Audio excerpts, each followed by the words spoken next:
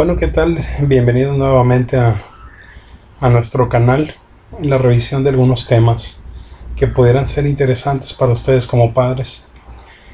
Quiero comentarles como premisa que esta presentación que voy a llevar a cabo el día de hoy es un esfuerzo que se ha logrado, es una plática que hace un par de años se presentó en la sesión general de hospital. Pero quiero decirles que como premisa, insisto, va a ser una de las clases o presentaciones que vamos a tener en el taller de alergias alimentarias para padres. Entonces, en realidad, espero que sea de utilidad para cada uno de ustedes. Vamos a empezar. Para poder hablar de infecciones recurrentes respiratorias, pues primero tenemos que definir algunos puntos y vamos a entrar en las generalidades. Y quiero que no olviden como premisa esta frase. Quiero decirles que detrás de cada enfermedad infecciosa se encuentra el rostro oculto de alguna entidad, en ocasiones más grave. Es la luz en el arte de la medicina quien la va a poner en evidencia.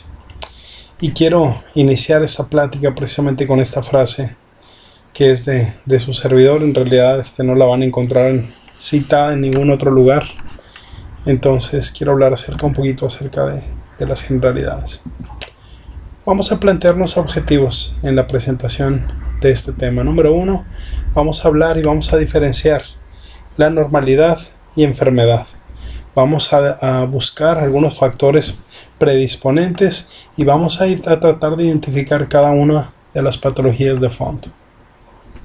Saben que las enfermedades recurrentes respiratorias son una importante causa de ausentismo escolar. Saben que muchos papás que están cansados, obviamente empieza a haber alteraciones en la dinámica familiar porque el paciente en el transcurso de los días empieza a tomar antibióticos, va con un médico, va con otro, deja de ir a la escuela, se le prescriben antibióticos de manera indiscriminada y el 80% de los papás desconocían que sus hijos tenían ese problema. Solamente el 40% de los papás a veces se pregunta o se sospecha si en realidad el comportamiento de su hijo es normal. ¿Pero qué es recurrencia? Vamos a hablar un poquito acerca de esto. Miren, la recurrencia regularmente puede pasar inadvertida. Los papás se acostumbran a ver a sus hijos así y aparte nunca ninguno de ellos sospecha que existe realmente un problema que lo está generando. Pero para poder hablar de recurrencia vamos a hablar qué es lo normal en las infecciones respiratorias en los niños. ¿Qué tan normal es? Si nosotros abrimos aquí una línea de tiempo, vamos a hablar de los primeros años de vida, que son los primeros 6 años de vida de un paciente. Saben que durante los primeros 12 meses de edad, un paciente al año se enferma 10 veces. Pero ahorita vamos a definir de esas 10 veces pues qué es lo normal o cómo es el comportamiento, porque igual uno pensaría hasta este momento que 10 veces son muchas veces o son muchas ocasiones. El siguiente año el bebé se enferma 7 veces al año, posteriormente 5, 3, y quiero decirles que a partir del 6º año de vida el paciente se enferma solamente una sola vez al año. A partir de los 6 años de edad el niño se debe enfermar una vez al año, igual que cualquier otro adulto. Es decir, si se dan cuenta o algo les llama la atención en esta gráfica, es que las enfermedades van dentro de los primeros 5 años de vida en frecuencia y en intensidad se van reduciendo. ¿Pero qué pasa con los pacientes de guardería? Quiero decirles que los pacientes de guardería el primer año podrían enfermarse hasta 15 veces y eso es lo normal. Y uno, si sacan cuentas, pues pensaría que cada mes y medio o incluso hasta más, cada mes podrían estar enfermos. Pero fíjense bien, porque ahora sí vamos a tratar de definir.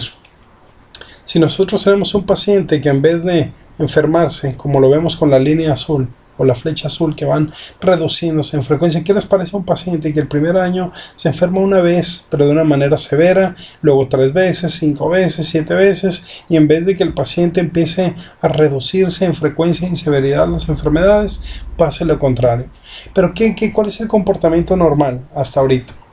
Quiero decirles que regularmente el 90% de las infecciones respiratorias, tanto en el adulto como en el niño, son virales, y esas infecciones se deben de autolimitar, es decir, el paciente se enferma y al tercer día el paciente se alivia. Esas son esas 10 enfermedades de las que yo me refería.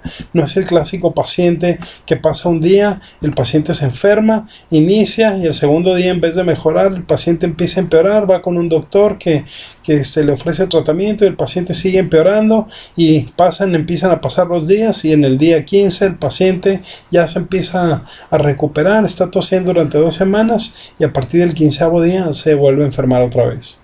No sé si a ustedes les llame la atención esta historia, pero muchos papás, insisto, desconocen que sus hijos están cursando con un patrón anormal de enfermedad. Vamos al capítulo 2, vamos a hablar acerca un poquito de la normalidad o cuáles son los mecanismos de la inmunidad que van a evitar que nosotros como seres humanos nos enfermemos. Saben que la inmunidad tiene elementos básicos que bajo ninguna circunstancia podemos hacer a un lado. La inmunidad viene implícito, todo esto ahorita lo vamos a explicar uno por uno, pero quiero decirles que la inmunidad celular es la responsable de activar toda la respuesta, como ahorita lo vamos a ver. La celular implica que haya unas células especializadas en todos los tejidos, que esas células se llaman macrófagos. Los macrófagos lo que hacen es fagocitar bacterias, destruir, degradar virus que pudieran estar generando invasión, para posteriormente conservar la parte más característica de ese virus para inducir una respuesta inmunitaria que lo que va a generar es memoria, para que esto no vuelva a suceder otra vez. Y esa memoria, ahorita vamos a ver qué otros elementos de la inmunidad celular. Existe algo que se llama estallido respiratorio. El estallido respiratorio es el responsable de inducir o formar radicales libres en los tejidos para evitar la proliferación y aparte generar oxidación celular. Más adelante, insisto, vamos a hablar un poquito acerca de esto, y esto evitar la replicación celular de las bacterias. Eso es por un lado. Miren, por otro lado, existe algo también activado a través del sistema celular, que es el eje interleucina 12 e interferón gamma. Quiero decirles que esa quizá sea uno de los últimos mecanismos de defensa que permiten precisamente al sistema inmune evitar que una bacteria pudiera generar invasión. Por otro lado está el sistema humoral. El sistema humoral es el responsable de generar anticuerpos para que cuando nos reexpongamos o haya reexposición a las bacterias. Ahorita, insisto, les voy a mostrar una gráfica para que ustedes vean cómo se induce esa respuesta humoral, la formación y la síntesis de anticuerpos, para que no nos vayamos a volver a enfermar. Miren, por otro lado, aparte de la respuesta celular, la humoral, existe una serie de proteínas especializadas llamadas complemento. El complemento es el responsable de degradar un tipo especial de bacterias que son capaces de evadir la primera respuesta, que es la celular, y la respuesta humoral. Pero vamos a hablar acerca un poquito de la respuesta de la inmunidad celular, para que ustedes se den cuenta de lo normal que es que la inmunidad empieza a madurar dentro de los primeros años de vida. Vamos a trazar otra vez una línea de tiempo. Tenemos un paciente de 0 a 2 años, que es un recién nacido hasta los primeros 2 años de edad, hasta que ese paciente envejece. Saben que la respuesta celular, ponemos unas líneas punteadas azules. Esa línea punteada es la respuesta normal del cuerpo. Quiero decirles que dentro de los primeros años de vida, la inmunidad celular, así como ven en esa gráfica negra, empieza a madurar. Quizá no sea muy eficiente dentro de los primeros 2 años de edad, precisamente porque es una inmunidad que depende del timo. El timo es un órgano que está presente dentro por enfrente de la glándula tiroides, en el cuello en los niños, donde se entrenan las células para saber cómo se van a comportar en el futuro. Estoy tratando de emplear terminología coloquial para que ustedes puedan de alguna manera comprenderlo. Espero en posteriores clases darles y entrar un poquito más en detalle para que ustedes puedan determinar y puedan ustedes entender bien de lo que les estoy hablando. La inmunidad es dependiente del timo, y eso implica que necesitamos proteínas un poquito más grandes para que se induzca una respuesta celular normal. Pero ¿qué les parece? Esta es la gráfica normal de un paciente sano. Quiero decirles que dentro de los primeros años de vida, la inmunidad empieza a ser bastante efectiva. Y entre los 6 y los 30 años pasamos por una era dorada de la inmunidad en la cual no debemos de enfermarnos precisamente por enfermedades invasoras, porque la respuesta celular es lo suficientemente efectiva para garantizarnos una protección contra todas esas bacterias, virus. Quiero decirles que entre los primeros 5 años de edad esa inmunidad celular va madurando a través del tiempo. Pero a partir de los 30 años, como ven en la gráfica, la inmunidad celular se empieza a deteriorar de manera progresiva, porque realmente el ser humano no está diseñado para vivir muchos años. Y quiero decirles que a partir de los 30 años de edad, lo menos que podría pasar es que la inmunidad celular se empiece a deteriorar. Pero las buenas o malas decisiones que tomamos, es decir, tabaquismo, obesidad, enfermedades crónicas como diabetes, alta presión, inducen que esa inmunidad de manera progresiva se empieza a deteriorar más de lo que se deterioró, porque pues lo menos que podría pasar es que a partir de los 30 años de edad la inmunidad disminuya. Pero ¿qué les parece un paciente que tiene alguna comorbilidad? Es un paciente que rápidamente se deteriora su inmunidad y no esperaríamos en ese paciente que tenga un patrón de infecciones o de enfermedades un poquito de manera más recurrente. Es decir, insisto, la inmunidad entre los primeros 2 años de edad es dependiente del timo y a lo largo de la vida se empieza a deteriorar. Es por eso que, como ven en esta gráfica, en los extremos de la vida, pues obviamente los mecanismos de resistencia a las infecciones ya no son tan efectivos e inducen que el paciente, pues el pronóstico sea un poquito más incierto cuando existe una enfermedad que pudiera poner en riesgo su vida. Esa es la inmunidad celular, pero ¿qué pasa con la inmunidad humoral? Esto es el patrón normal. Quiero decirles, tenemos un recién nacido dentro del primer año de edad. El recién nacido, quiero decirles que cursa con algo que se llama hipogamaglobulinemia transitoria, que es una manera quizá no muy normal de generar anticuerpos. Eso es lo normal en todos los seres humanos. Pero conforme la inmunidad empieza a madurar, como bien ven en la gráfica, el paciente empieza a mejorar su inmunidad, a sintetizar mejor anticuerpos y empieza a sufrir fluctuaciones en la síntesis de los mismos. Ahorita vamos a explicar esa parte. Pero quiero decirles que el paciente dentro de los primeros 6 meses de edad tiene el apoyo del seno materno, son los anticuerpos. Si el paciente es alimentado al seno materno, ustedes garantizan que ese paciente tenga una suficiente cantidad de anticuerpos que le va a garantizar a ese paciente precisamente pues que se esté enfermando menos. Pero a un paciente que no le dan seno materno y aparte tiene una alteración o tiene una incapacidad de su sistema inmunológico para inducir una síntesis apropiada tanto en calidad y en cantidad de anticuerpos, pues va a cursar con una hipogamaglobulinemia el resto de su vida. Pero son pacientes que muestran alteraciones puntuales de la inmunidad. Ya hay pacientes que tienen algo que se llama inmunodeficiencias primarias, es decir, ya tienen una alteración en su inmunidad pues que va a inducir ese tipo de respuesta anormal que precisamente va a garantizar pues que el paciente se está enfermando de manera recurrente. Y aquí vamos a abrir una gráfica en la cual hable de cómo se sintetizan los anticuerpos. Quiero mostrarles, miren, cuando nosotros nos exponemos, como estamos viendo en la barra vertical, cuando nosotros nos exponemos primeramente a alguna enfermedad infecciosa, cualquier virus, pues quiero decirles que en los siguientes 7 días se van a empezar a formar anticuerpos de la clase IgM, que son los anticuerpos o inmunoglobulina M, que es para tratar de inactivar lo poco que haya quedado. A partir de los 15 días empieza a disminuir progresivamente la síntesis de los anticuerpos y empiezan a desaparecer, que son los anticuerpos de fase aguda posteriormente a la infección, para empezar a incrementar los anticuerpos de la clase IgG, que son los de memoria. Y quiero mostrarles que pasa algo muy curioso, porque si nosotros no ocupamos esos anticuerpos de la clase IgG o inmunoglobulina G, de manera progresiva a partir del día 15 al 21 empiezan a incrementar su concentración en la sangre contra la infección que ya se resolvió, y son los anticuerpos que van a quedar de memoria. Pero si nosotros no los necesitamos, quiero decirles que ya está la activación ahí, la memoria, sin embargo empiezan a reducir su concentración a lo largo de los meses. Pero si nosotros nos volvemos a reexponer otra vez a la misma bacteria o virus que indujo esa formación, pasa algo muy curioso, porque hay un despunte importante en la síntesis de anticuerpos. En esta parte se le llama efecto anamnésico, que es muy importante que lo entendamos, para posteriormente entrar un poquito más en detalle con esto. Es decir, vamos a recordar qué es lo que hacen los anticuerpos en el cuerpo.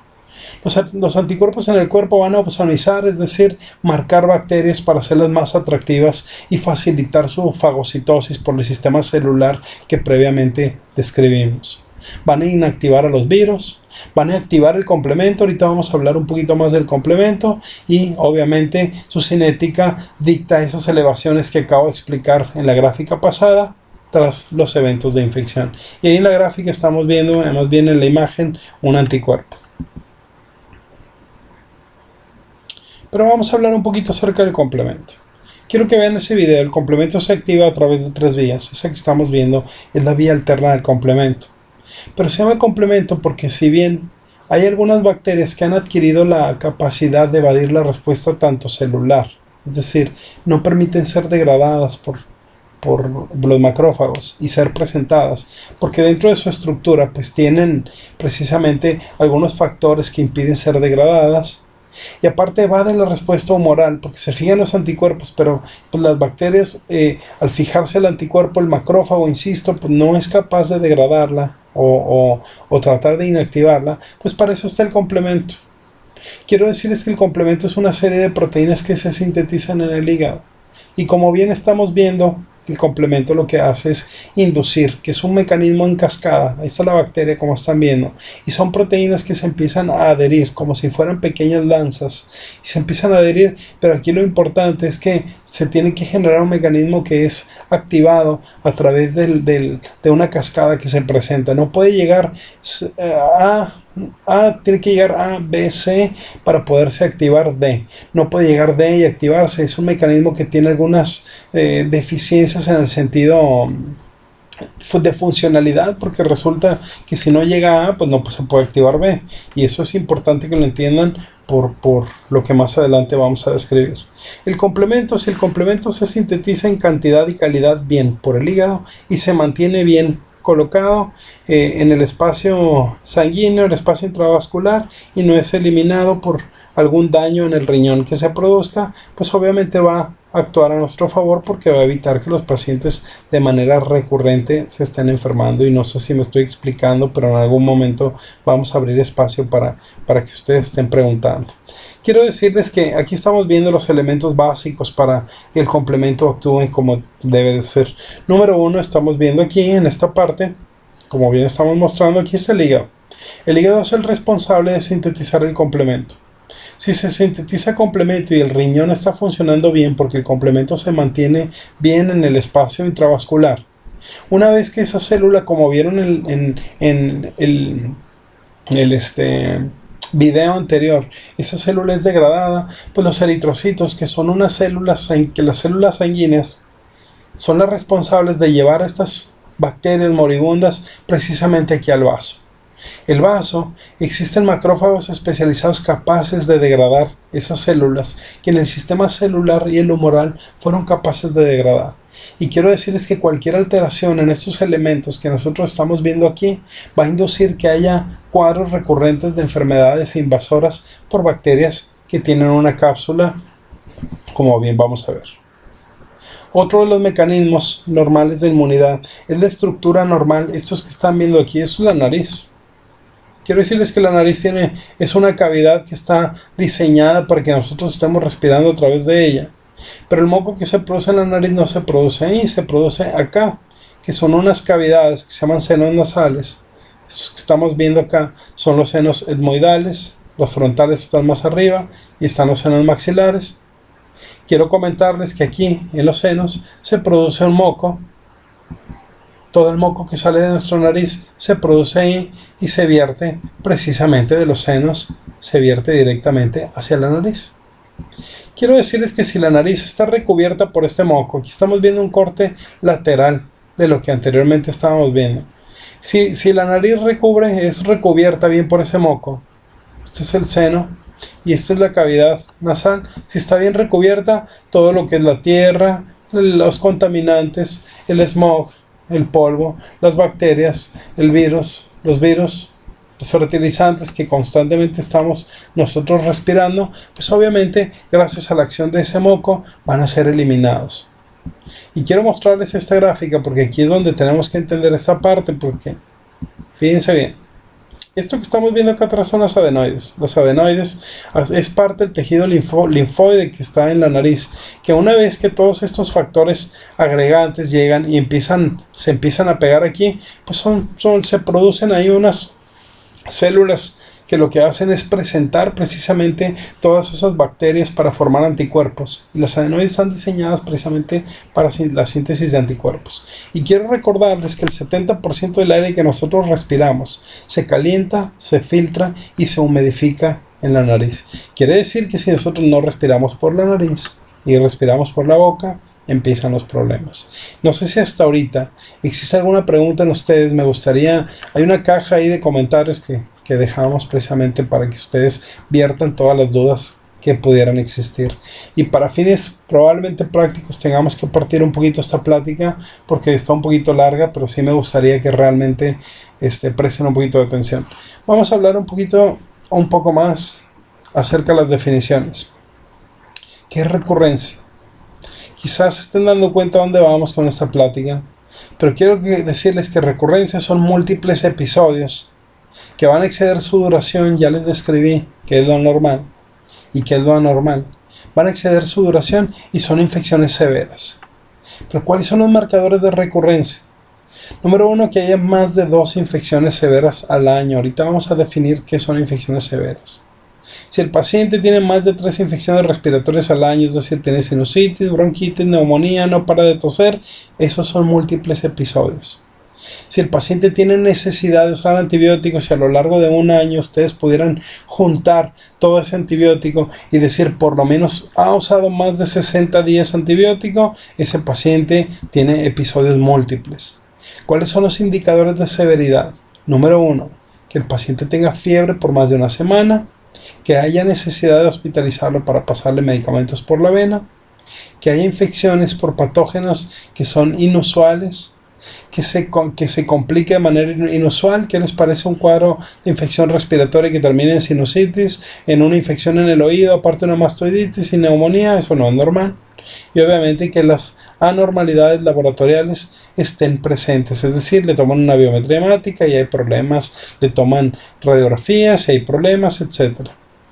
¿Cuáles son los marcadores que sugieren investigar a un niño de manera temprana?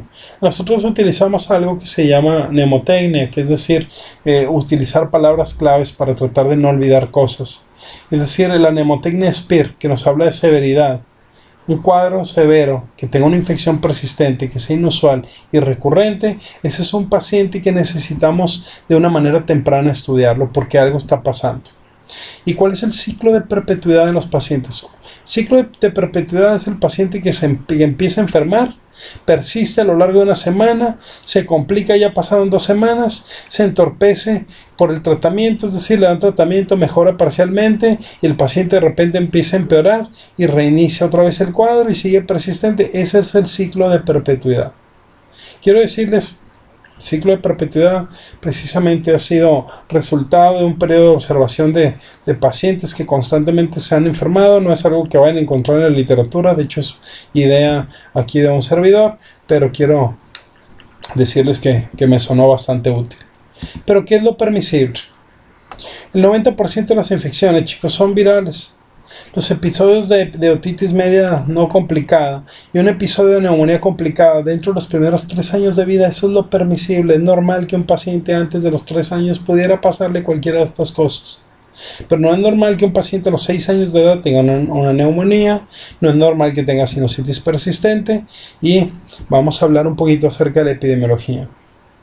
Fíjense que un paciente normalmente, aquí estamos abriendo una línea de tiempo, esto que están viendo ustedes aquí son los 3 primeros meses de edad, hasta aquí, y posteriormente estos son los 6 meses de edad.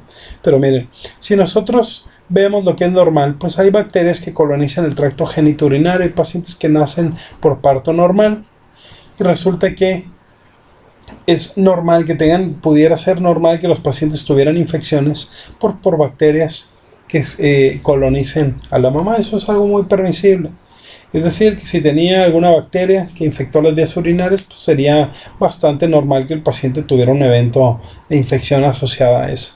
por bacterias atípicas que también están colonizando o contaminando el tracto genitourinario materno, que son micoplasma, uroplasma, clamidia. Son microorganismos que se transmiten de manera sexual y obviamente infectan indirectamente al niño en el momento del nacimiento y causan cuadros normales. Pero aquí existe algo dentro de los primeros meses, que es algo que se le denomina en la literatura como zona de transición epidemiológica o zona gris, en la cual a partir del tercer mes de vida el paciente deja de enfermarse por las bacterias que estaban en la mamá para empezarse a enfermar por bacterias que están en la comunidad.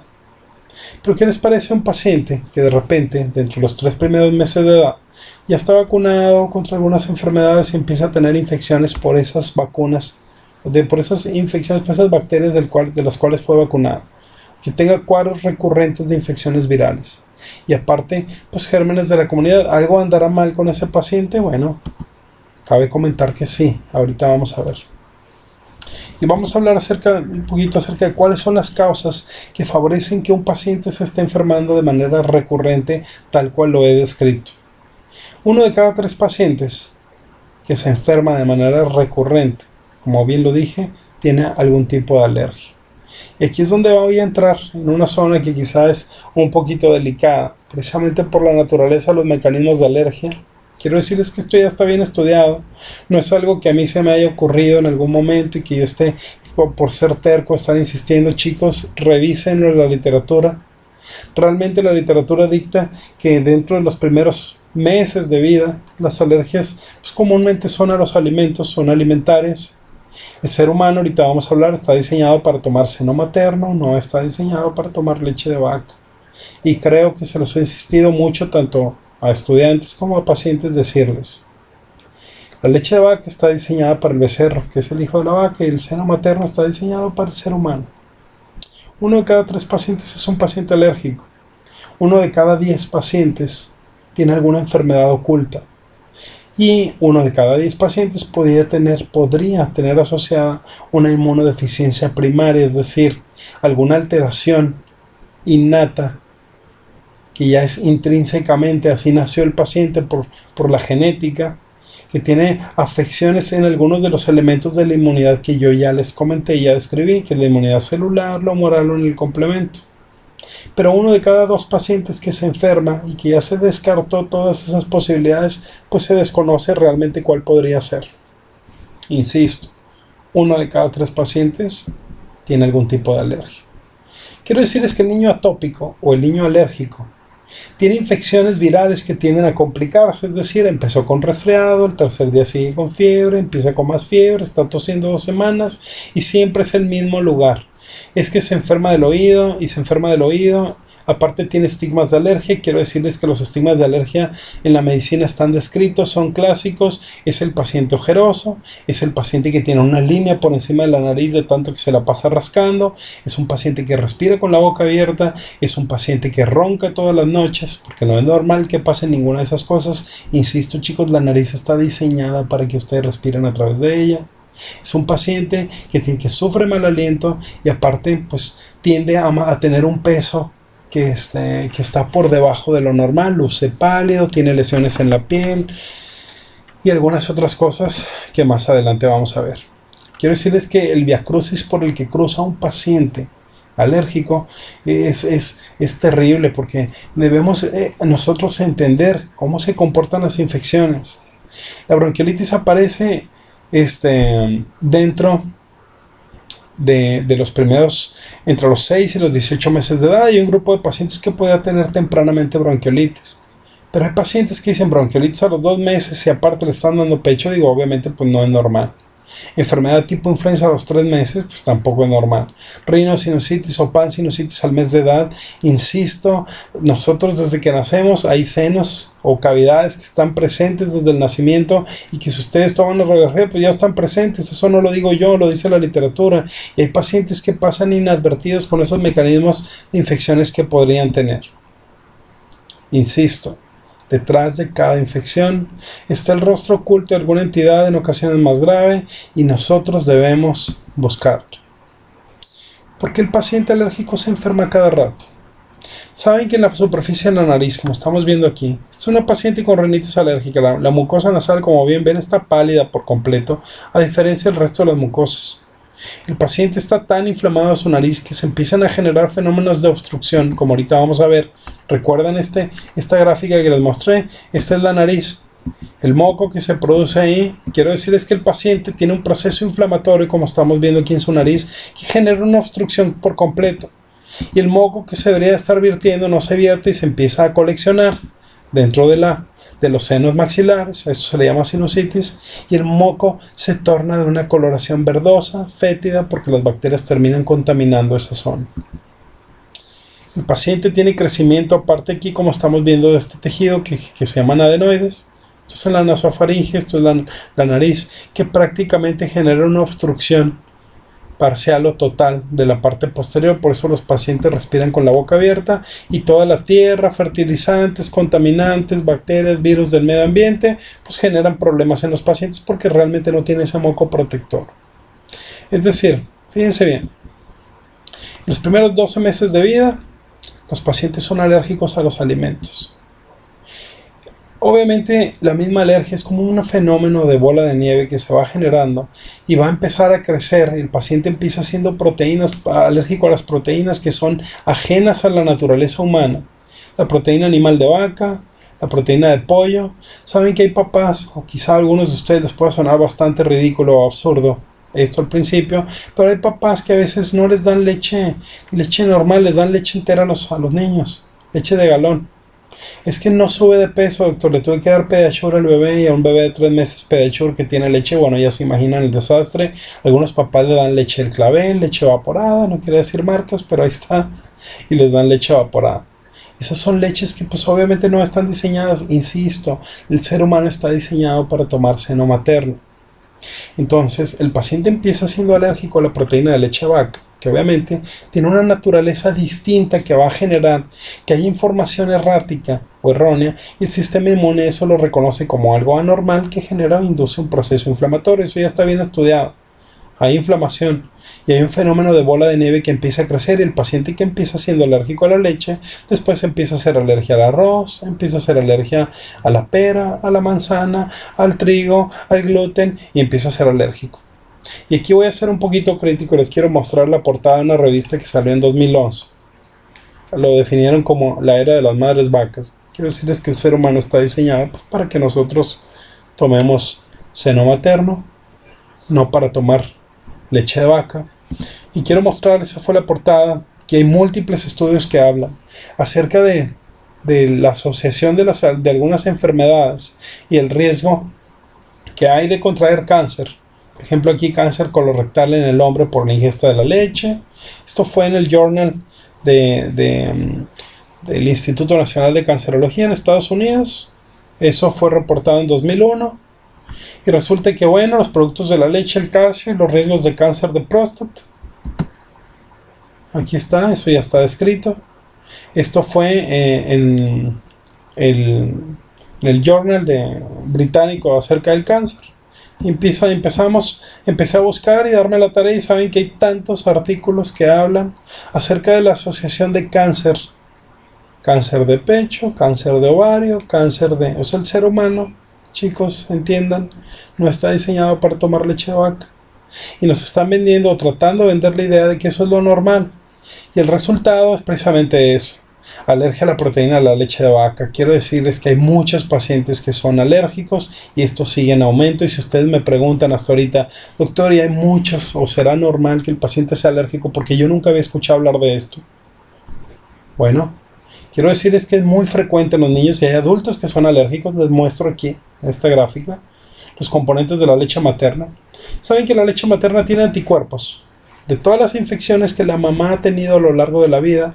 Están diseñadas para proteger al bebé, ya lo vimos en una de las gráficas anteriores. Factores anti-crecimiento de la madre para el bebé, factores anti-obesidad de la madre para el bebé humano, factores de desarrollo neuronal, o sea, el cerebro, factores anticáncer, tiene caseína, alfa-lactosuero, mucinas, tiene azúcares y tiene cosas que van a evitar que el paciente tenga obesidad, y lo mejor de todo, pues que no tiene lo que estamos viendo ahí abajo, porque eso lo tiene la leche de vaca.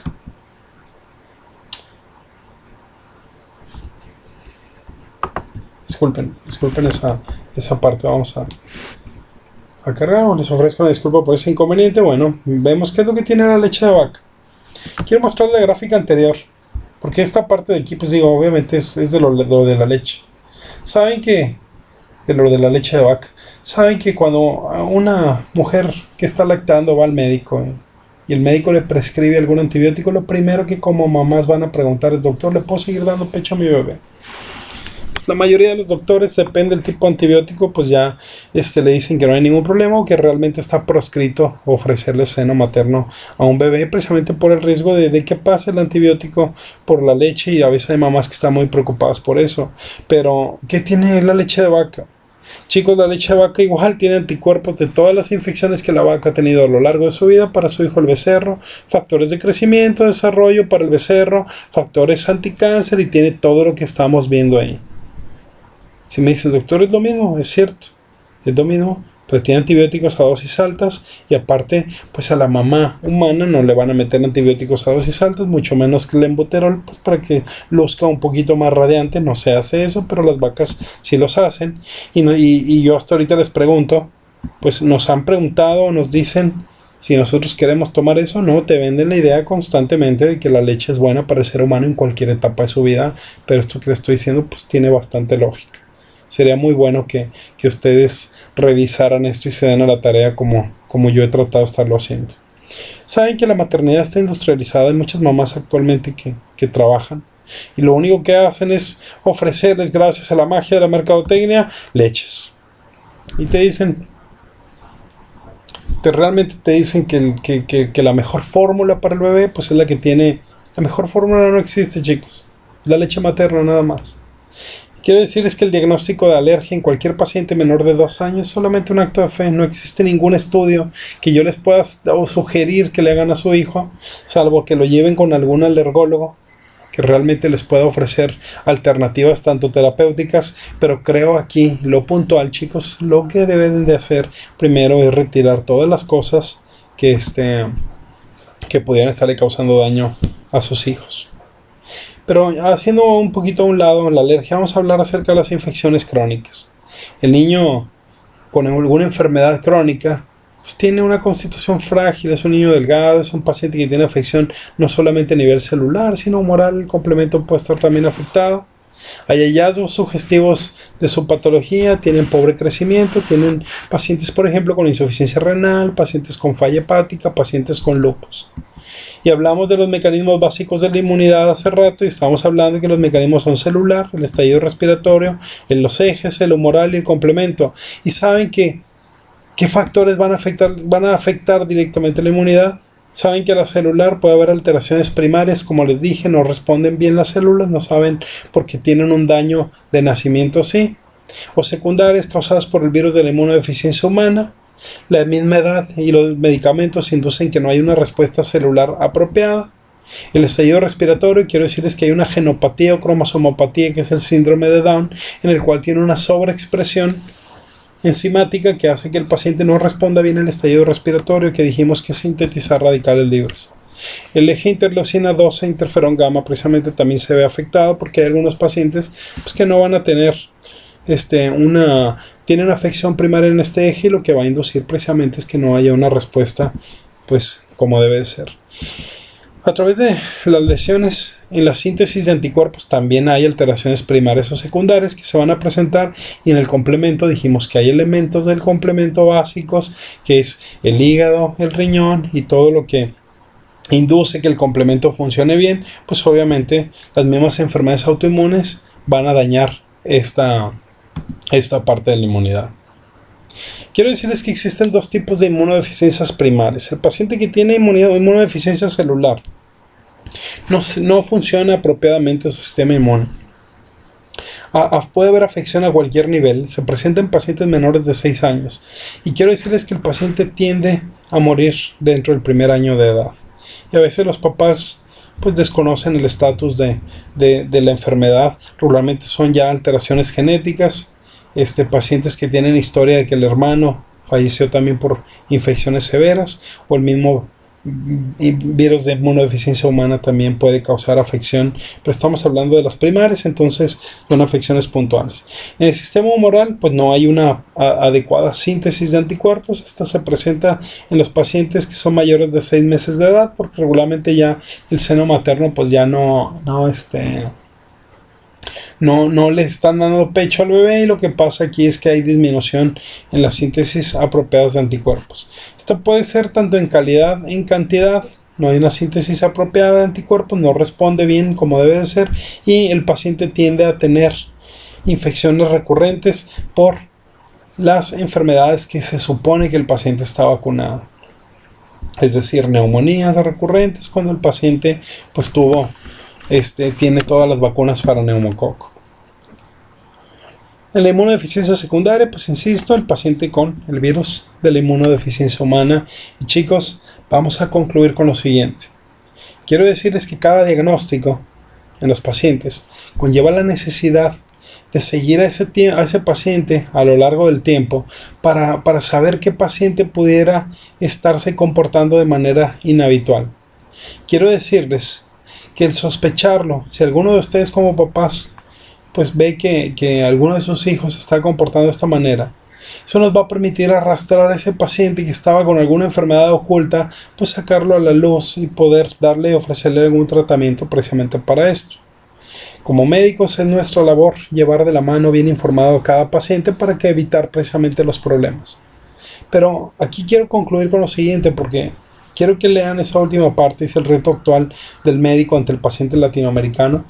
El paciente latinoamericano está mal acostumbrado a que va con un doctor que no le resuelve, termina yendo con otro y con otro y con otro. Precisamente tenemos que reeducar a nuestros pacientes para que procuren mantenerse en una misma línea y que sea un solo médico el que esté orquestando la necesidad de ser evaluado por las distintas especialidades, porque empezar de cero con un paciente, pues obviamente eso no le ayuda absolutamente a nadie. Espero que esta plática vaya a ser de utilidad. Igual íbamos muy correteados. Chicos, les dejo abajo en la caja de comentarios. Yo les agradecería que si ustedes quieren vertir sus opiniones, se los vamos a agradecer. Muchas gracias.